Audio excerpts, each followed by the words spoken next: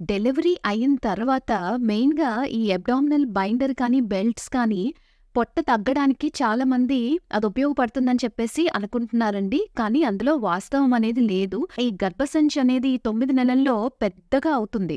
So, అది ఒకేసారి ముడుచుకోవడం అనేది స్టార్ట్ చేస్తుందనమాట. అయితే మీకు కింద స్టిచెస్ అనేది ఉంటాయి కదండీ! అంటే మనం సిజేరియన్ చేసినప్పుడు. సో, ఆ స్టిచెస్ మీదకి గర్భసంచి అనేది ఇలా పడిపోతూ ఉంటుందనమాట.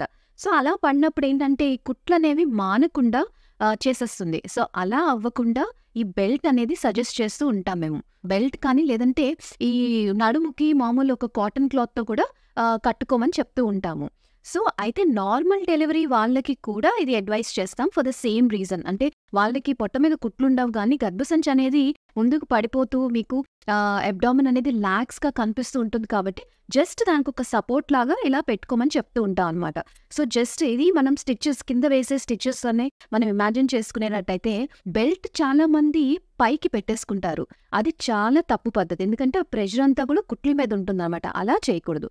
మీరు ఈ అబ్డామినల్ బైండర్ అనేది కుట్ల మీద నుంచి ఇలాగ గర్భసంచికి ఇలాగ సపోర్ట్ ఇచ్చేలాగా పెట్టుకోవాలి. సో, అప్పుడు మీకక్కడ రెక్టస్ షీత్ ఇంకా రెక్టస్ మజిల్స్‌కి సపోర్ట్ అనేది బాగా దొరికి మీకు ఫ్యూచర్‌లోని హెర్నియా ప్రాబ్లమ్స్ అనేవి రాకుండా ఉంటాయన్నమాట.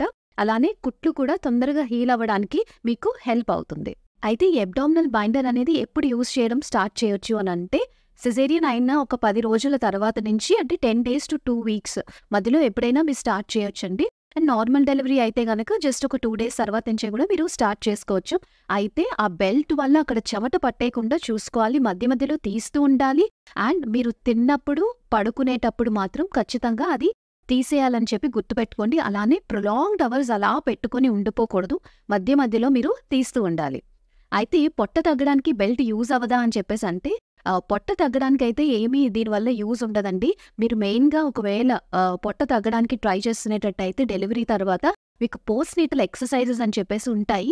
నేను మీకు కమింగ్ వీడియోస్‌లో అవి కూడా చెప్తాను. సో, అవి మీరు చేసుకోవాలి.